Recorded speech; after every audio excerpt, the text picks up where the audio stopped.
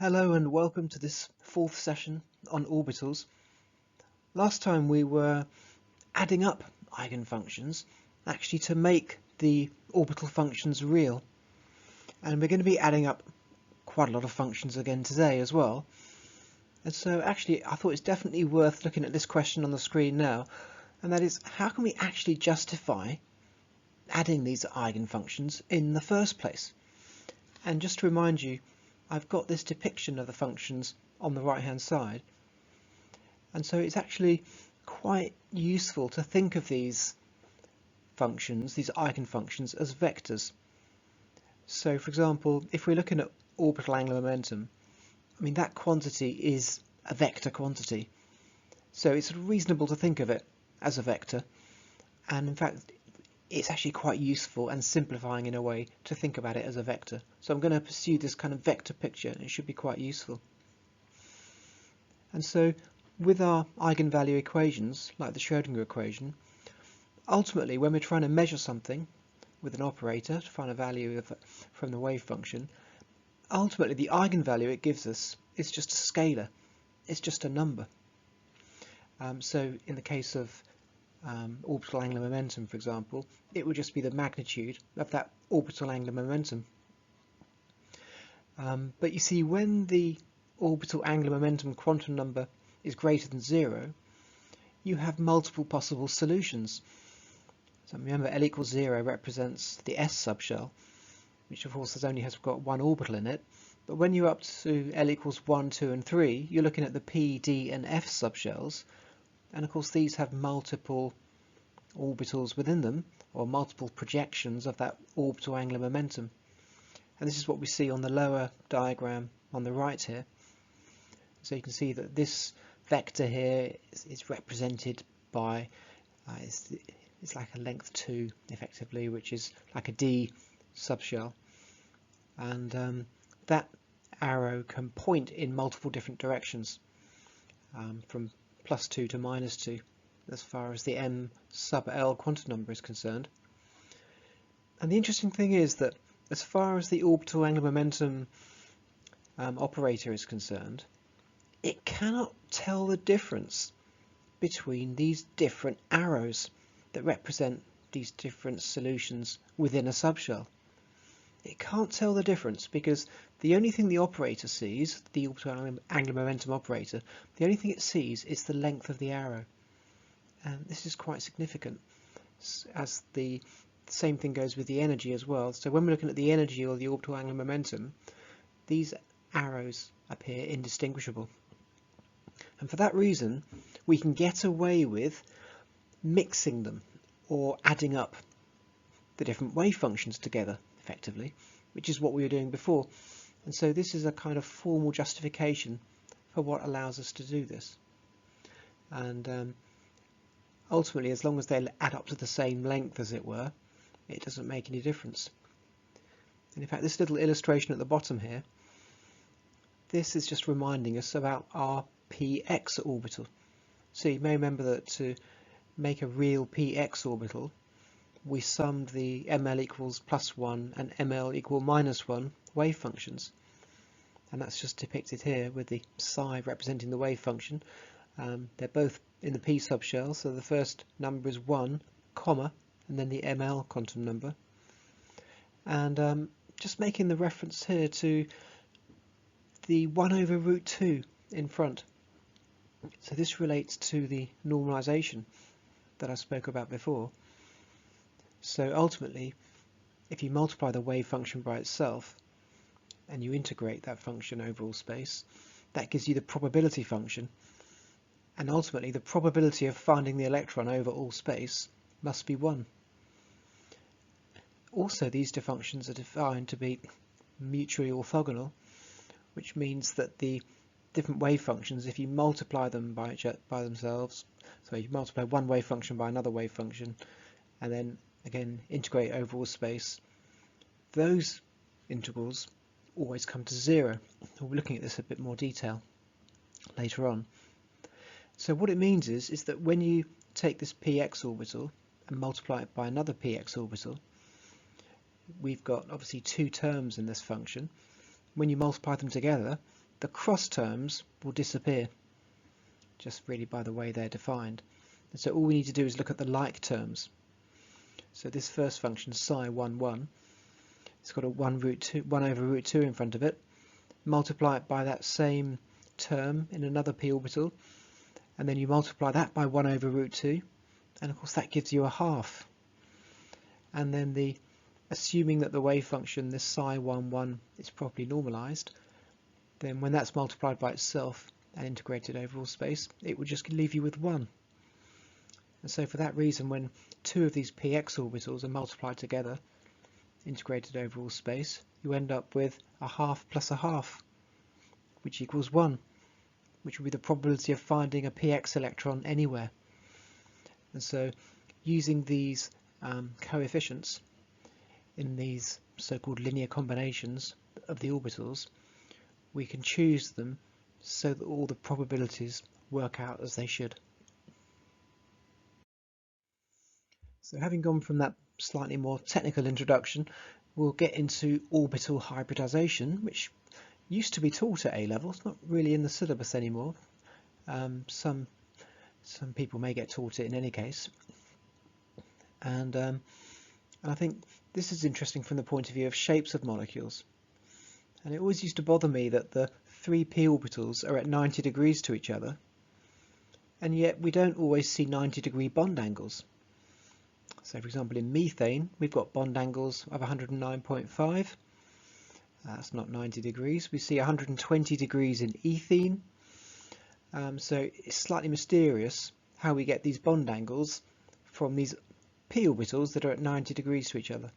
So we'll look at this in a bit more detail. And in fact, related to this, when we look, for example, at methane, we have 4 carbon-hydrogen bonds in methane, and we would just assume they are equivalent one to another because of the symmetry of the molecule. But then again, if the carbon has an s orbital and 3 p orbitals in its valence subshell, in its valence shell, then wouldn't you expect two types of bond, one made from the s orbital, one made from the p orbitals? So again, there are some slightly tricky questions here. And so just looking at the pictures, we've got this 109.5 degree bond angle in the top left there, and you can see that those orbitals are embedded in that kind of tetrahedron wireframe. So this actually represents the bonding in methane, where the hydrogen atoms are at the corner of a tetrahedron. Then we've got the 120 degree bond angles, where you have the orbitals pointing towards the corner of an equilateral triangle, and we see this around the carbon atoms in ethene.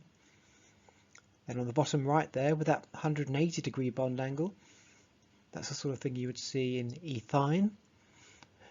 And then we've got this octahedral picture as well, so that you might associate that with something like SF6 or an octahedral transition metal complex. Now looking at sp3 hybridisation in a bit more detail. So this is the hybridisation we associate with the tetrahedral arrangement of bonds like we see in methane.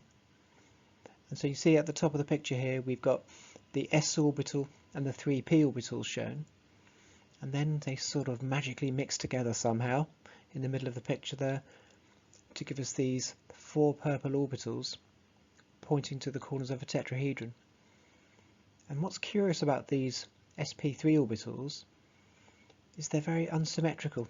You've got like a mini lobe on one side and a great big lobe on the other, which is, I guess, quite efficient in terms of most of its electron density being pointed at one particular corner for the bonding interaction. So there we go, nicely set up for the tetrahedral molecule of methane. And as far as it being so unsymmetrical like this, we can think of it in terms of the phases of the orbitals that are being added up. Because of course the 3p orbitals, each of them have opposite phases on their lobes. It's not actually depicted in this diagram, but you remember that you'll have a positive phase and a negative phase lobe on each of these dumbbells. And if we're going to add on to that the s orbital, and the s orbital is the same phase throughout, that means the s orbital is going to be constructively interfering with one half of a p orbital and destructively interfering with the other half. And so you'd expect, therefore, one side to be very much favoured over the other. I think that's kind of consistent here with the way that the lobes have come out very unsymmetrically. And you can see them in that kind of methane arrangement at the bottom of the screen there. And so what we're going to do now is we're going to look at these hybridized orbitals in a bit more detail and try and work towards how we'd work out the actual wave function for them. And one way of doing this, I think, is thinking about how a tetrahedron relates to a cube. Obviously a cube is a wonderfully regular shape, obviously all the lengths the same, angles 90 degrees, and it turns out we can kind of incorporate a tetrahedron into a cube in a way that I think makes it quite a lot easier to analyse the problem. And so you can see in the diagram here, we've got a central atom right in the middle of the cube, and this can be the carbon of methane. And then we've got the 4 hydrogen atoms of methane here being shown at 4 of the 8 corners of the cube. And in fact, they're not just any 4 corners. You can see that they are related to each other in a particular way. So for example, if you look at hydrogen number 1 there on the top right, so it's on the corner of the cube, and of course any corner on a cube is shared between 3 faces, and on each of those 3 faces the diagonally opposite corner is occupied by another hydrogen atom, and so they've got this kind of symmetrical relationship between them all, which leaves the tetrahedron again as another very symmetrical object. And this is quite a good way, I think, to ultimately construct these orbitals, because also on the picture you can see marked are the x, y and z axes labelled at the centre of the cube. And so you can kind of imagine p orbitals to be living on those axes, and then where an axis is pointing away from the centre of the cube, that's like the axis moving away in a positive sense. That could represent the positive lobe on one side of a p orbital, the p orbital pointing down that particular axis. And so this is quite a nice way of putting the orbitals together. And so there's a little exercise coming up here where we're going to try and propose wave functions based upon the s orbital and the 3 p orbitals px, py and pz. And so I don't think I've shown this notation before. This is the ket notation, where you're showing just really the name of the orbital in between this solid vertical line and essentially a greater than symbol. And this is just a shorthand that you often see for when you're describing a wave function. So I mean, if you look, for example, at the carbon number 1 there, you can see that to get to that corner you could move along the x-axis from the centre of the cube to the middle of the face, and that'll be like 1 unit on our x-axis, which is a little bit like moving down the px orbital in a positive sense, because we're following the arrow of the x-axis, so it's like plus px. And then you can see that the y arrow is pointing back, so if we then added onto that plus py, that would take you to the back face halfway up the edge on the right hand side.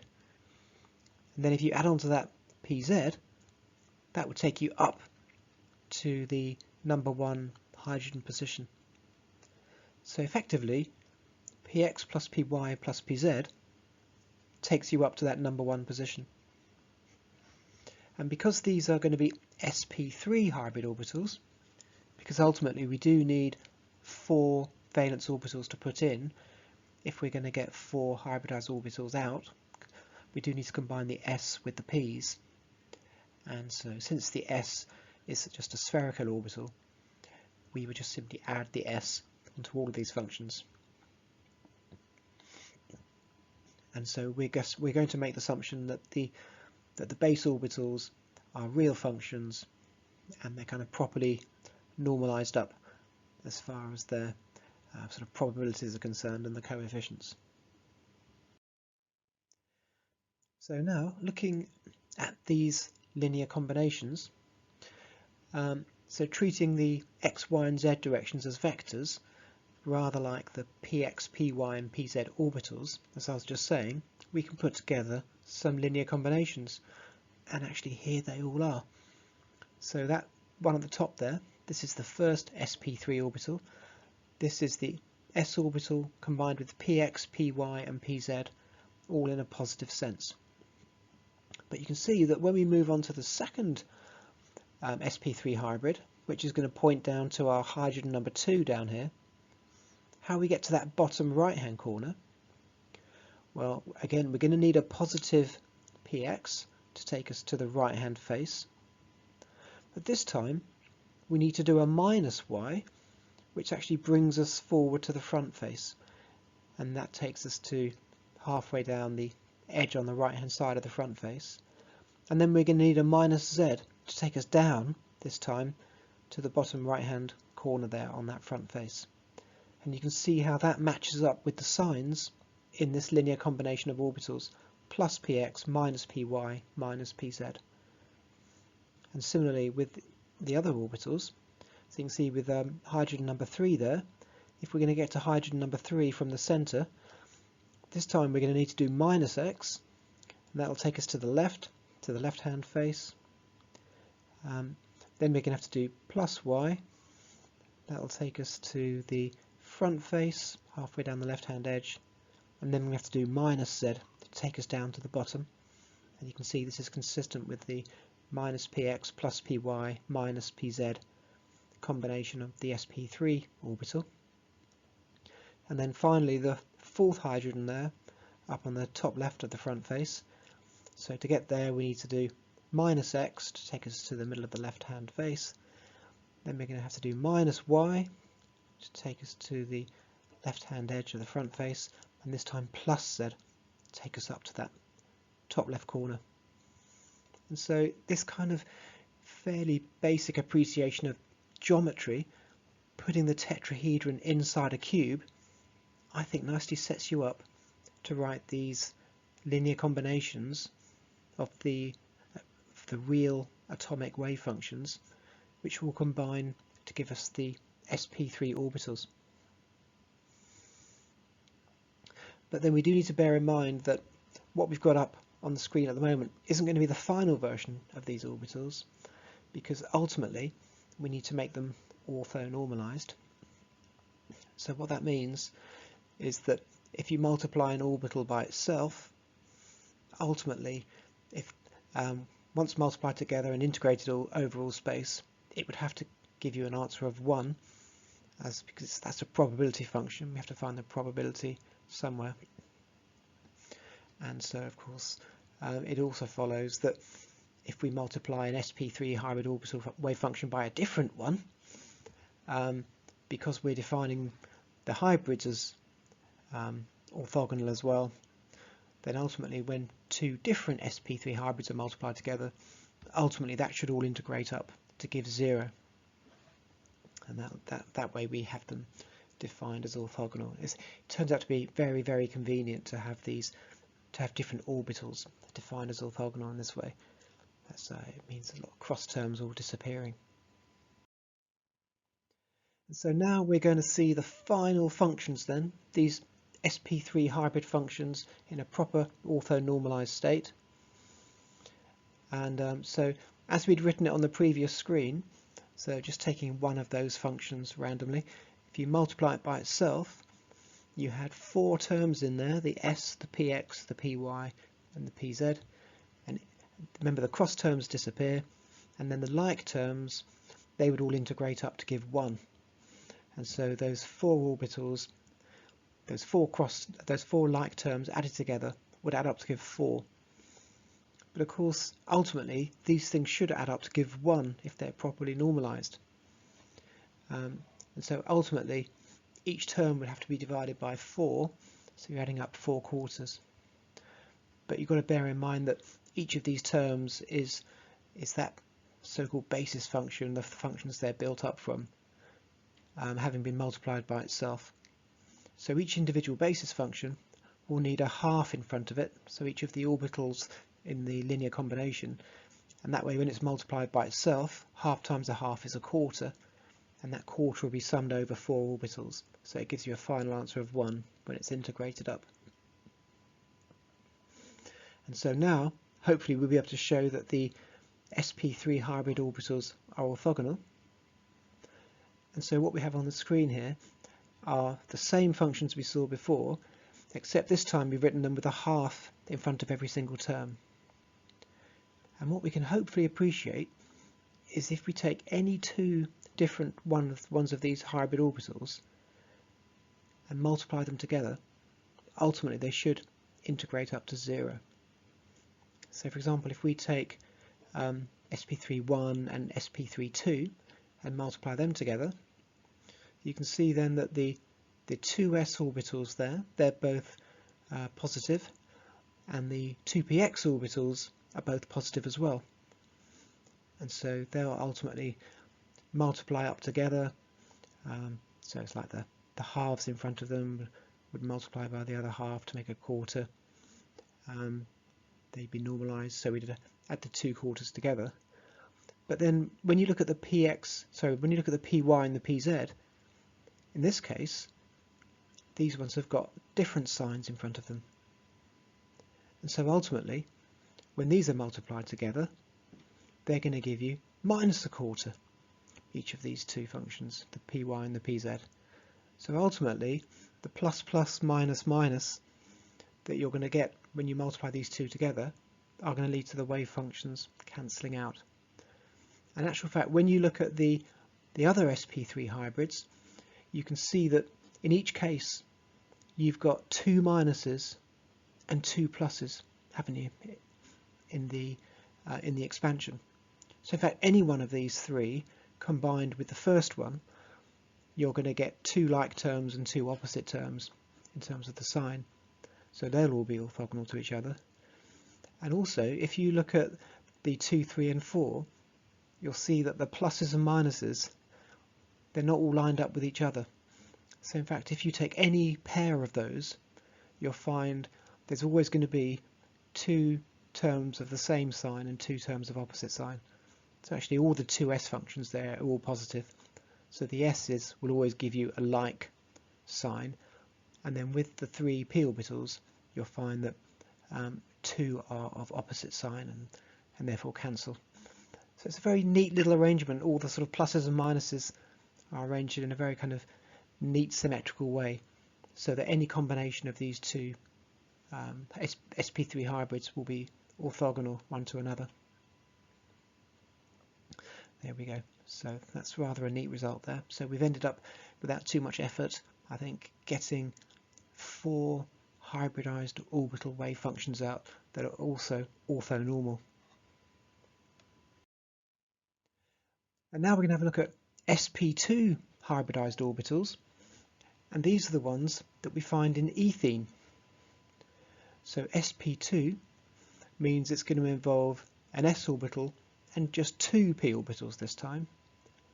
And so in the ethene molecule, around the carbon atom, we see a 120-degree bond angle, and we see that the 3 atoms that a carbon is bonded to are all in that plane.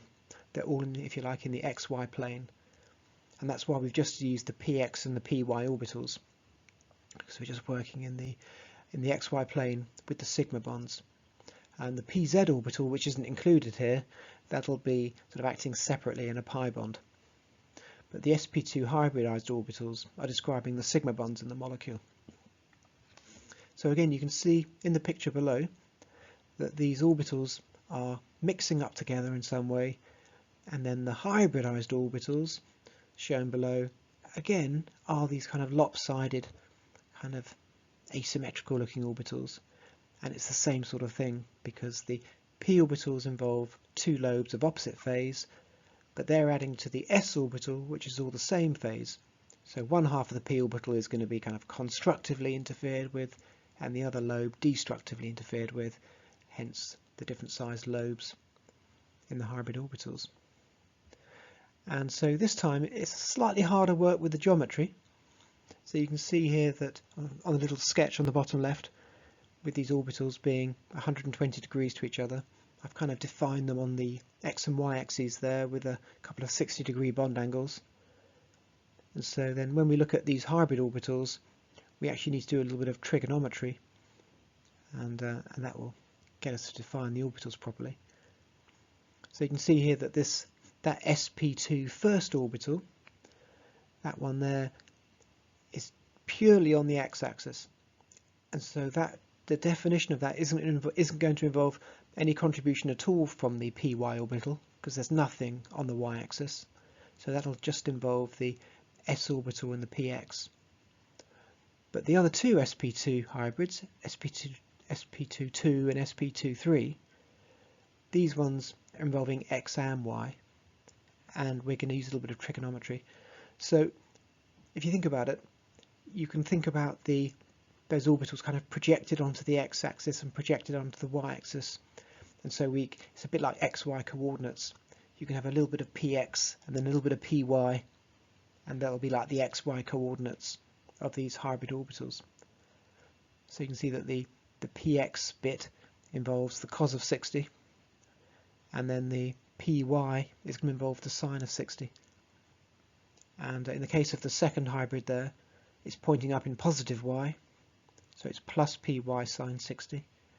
And the third hybrid orbital is pointing in the negative y direction, so that'll be minus py sine 60. So you can see there that underneath the red pictures of the hybrid orbitals, you can see I've just sketched down what the p and s orbital contributions must be, involving the coses of 60 for the px and the sines of 60 for the py. And of course the cos of 60 is a half, and the sine of 60 is root 3 over 2. So that's going to be quite significant when we come to look at our linear combinations. So here we are, we're going to now try and put together some linear combinations to make sense of these orbitals. And so sp2, there are 3 atomic orbitals all together going into them, so it perhaps makes sense to give the s orbital a kind of 1/3 weighting and a 2/3 weighting to the p orbitals in these cases. Seems the most kind of symmetrical way of doing it. And then we're going to have to ask ourselves, can we define these in such a way, again, that the sp2 hybrid orbitals are orthogonal one to another? And actually here we are, here are the answers.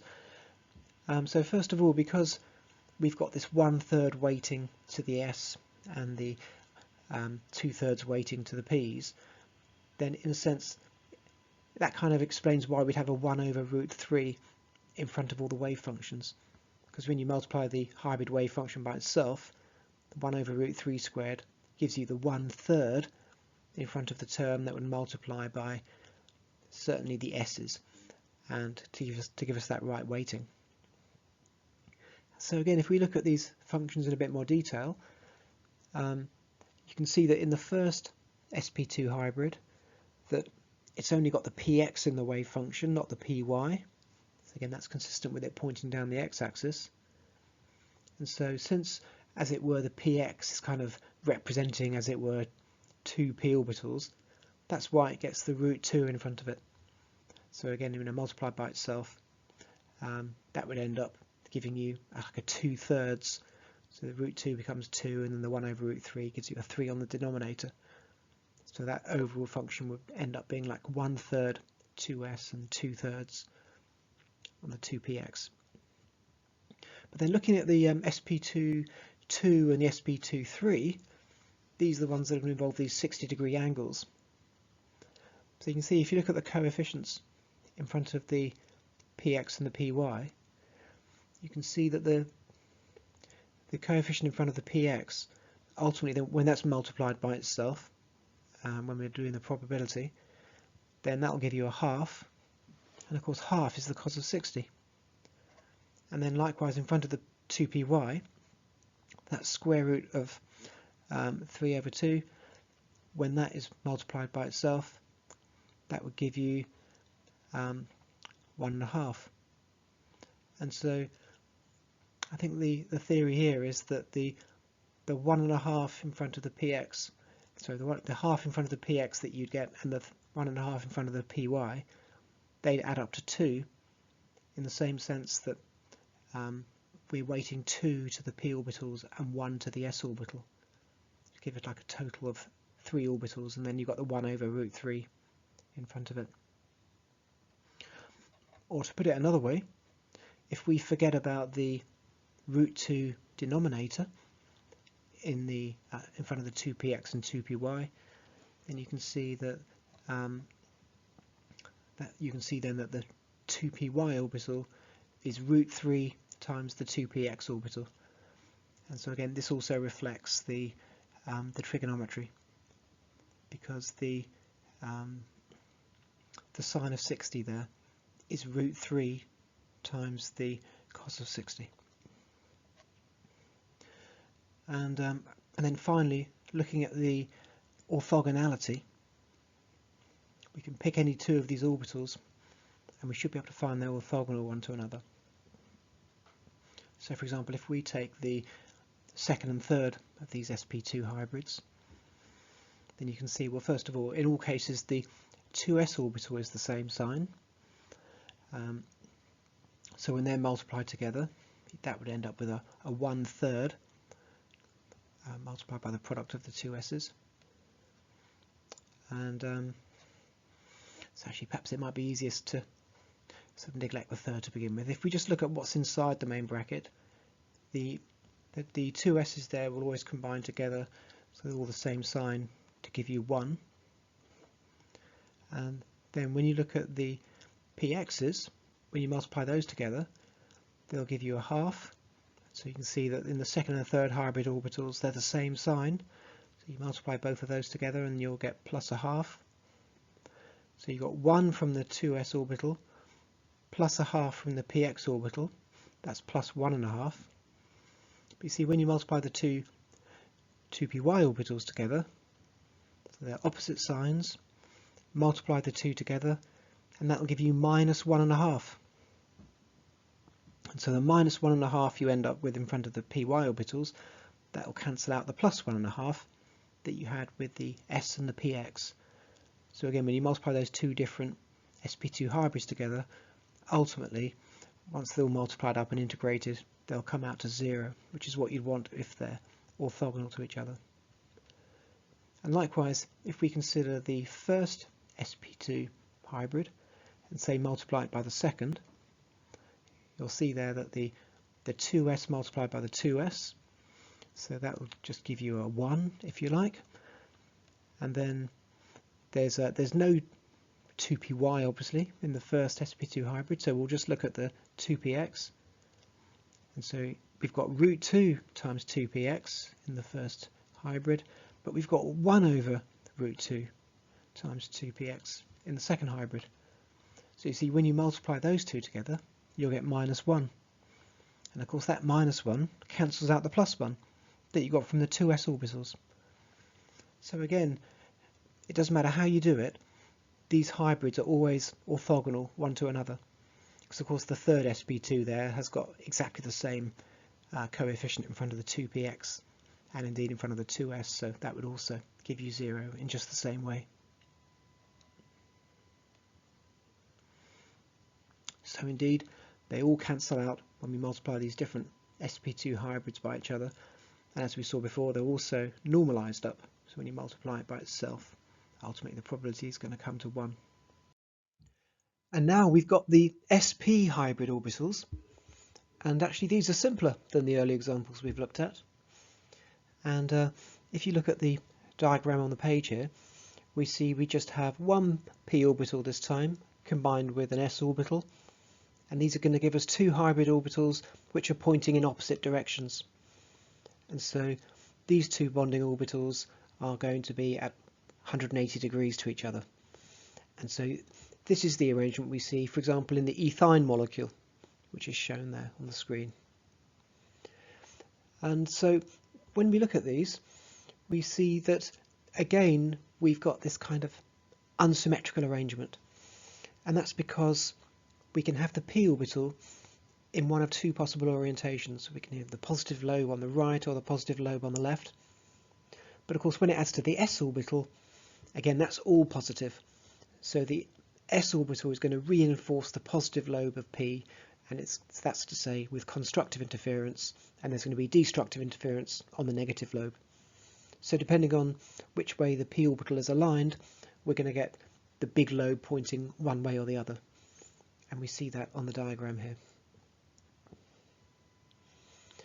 And so now we're going to ask ourselves, what might be the hybrid wave functions in terms of the s orbital and the p orbital? And one curiosity here is that, of course, with this 180-degree bond angle, we've got a linear molecule. So we've got one special axis, the sort of molecular axis. And actually that is normally called the z-axis, which is why I've called it the pz orbital, which is hybridizing with the s. Although I'm afraid that is inconsistent there with the diagram I've used, where you can see it's the x-axis that the p orbital seems to be lying on. So sorry about that. But in fact, in this particular case, the wave functions are really quite simple, and we can possibly do it by inspection. Because of course it's just the orientation of that p orbital which is going to vary from hybrid orbital to hybrid orbital. And so we can have a look at the wave functions just now. There they are. So there's our two sp hybrid functions, and so in both cases it's a plus or minus combination of the s orbital with pz, and we see that we've got this 1 over root 2 in front of the brackets. So again, this is part of our normalization, because if we took one of these sp hybrids and multiplied it by itself and ultimately integrate it over all space, we would have to get an answer of 1. And of course when the two 1 over root 2's multiply together, that becomes a half in front of the bracket. And of course when we take two of these orbitals and multiply them by each other, there's no cross term. These individual basis orbitals are orthogonal, and so the two s's would combine to give, if you like, 1. The two p's would combine to give 1 as well. And so having got the product of these functions, the half in front of that bracket means it becomes a half plus a half. So it properly normalizes up to 1. So the normalization works there. And the other thing to take into account is the so-called orthogonalization, which means to say that the two orbitals, when multiplied by each other, the two different hybrids, when integrated over all space, it should give 0. And we can see that when these functions are multiplied together, we see that comparing them, the two s orbitals have the same sign, they're both positive, whereas the two p orbitals have opposite signs. And so essentially you can imagine the s's combining to give +1 and the p's combining to give -1. Again, no cross terms. And then the +1 and the -1 will cancel. So ultimately these two orbitals are orthogonal as well. So they satisfy all our requirements for these orbitals. And I thought I'd finish off by looking at a problem, because everything seems to be working so well, but there is actually a mathematical problem. And in fact this alludes to what I was saying at the very start. It's actually there's a reason for putting it in right at the beginning. And that is, of course, ultimately our hybridized orbitals. These are linear combinations, again, of solutions to the wave function, these eigenfunctions. And so of course our hybrid orbitals have to be proper eigenfunctions if they're going to give us eigenvalues of operators like angular momentum. And here, if you can remember what we're doing right at the start, you'll realise we've got a bit of a problem, because of course when we were adding together the different orbitals that we did before, you remember we said that the arrows all had to be the same length because the operator can't tell the difference between them. And so we were saying that we needed to combine the so-called degenerate, which means same energy or same eigenvalue. We needed to use these similar functions. So you can mix up px, py and pz, but of course S is different. S has a different orbital angular momentum, so it'll give you a different eigenvalue from that wave function. And certainly in multi-electron atoms, S and p orbitals will be different energies as well. So they're not, strictly speaking, degenerate. So actually we do have a bit of a problem when we take these linear combinations, mixing up these different subshells, not strictly speaking eigenfunctions of our operators using the strictest definition. So you may think, why have we been pursuing this and why do chemists pursue it so much? But actually we do get a very realistic description of chemistry using this hybridisation picture. It is useful. So it seems crazy just to abandon it when we can get some good useful results from it. So I think this is a very good example about how very often chemists will use a theory even when they know it's flawed, just because they know it's valuable, in the sense you really can make some progress with it. But we also need to bear in mind that, of course, there is this little flaw in the theory, and so we need to be conscious not to push the theory too hard, or we may find the flaws start becoming apparent. And actually this is what we find looking at the different electronic states, because once you get into electronically excited states, the theory starts to fail. But of course most of the time when we're looking especially at things like shapes of molecules and some sort of simple interactions, you're essentially looking at the electronic ground state. So as long as you're looking at the electronic ground state, which actually is most of the time in chemistry, then actually the hybridisation picture does work well. So it's not really worth throwing it out, but it's worth bearing in mind that it's not perfect, and especially for spectroscopists it can let you down. And actually in this slide we're going to see how the hybridisation model fails, and it's looking at the photoelectron spectrum of methane. And so in this technique we're going to look at some ultraviolet photoelectron spectroscopy here. Some pretty high energy ultraviolet radiation is incident on our sample, and this energy will be great enough to ionize electrons off our molecule, and those electrons will be detected. So you can see that's a little picture of the technique on the right there, and what we've got on the bottom left is actually the photoelectron spectrum of methane. And the shocking thing is that in this energy range we're looking at valence electrons. So actually 14 electron volts. I mean that's the energy of the electron in hydrogen, isn't it? That's very close to the Rydberg. And so what we're doing is we're exciting off these bonding electrons, but you can see at a slightly higher energy, when you get to 22 electron volts, again you're removing electrons, and these are valence electrons. This is the right energy for valence electrons. If you're going to start ionizing off the inner 1s electrons, I think you'd be into the X-ray region for that to happen. But we're still in the ultraviolet here, where we're if you like, in the valence shell.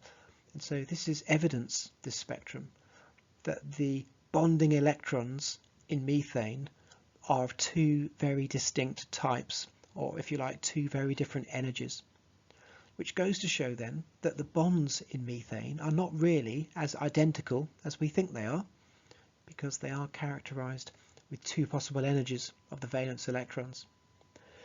And so again, this re-emphasizes the point that our hybridisation model isn't really working now, where we're at the level of doing spectroscopy and we're looking at excited electronic states like in this photoelectron spectrum.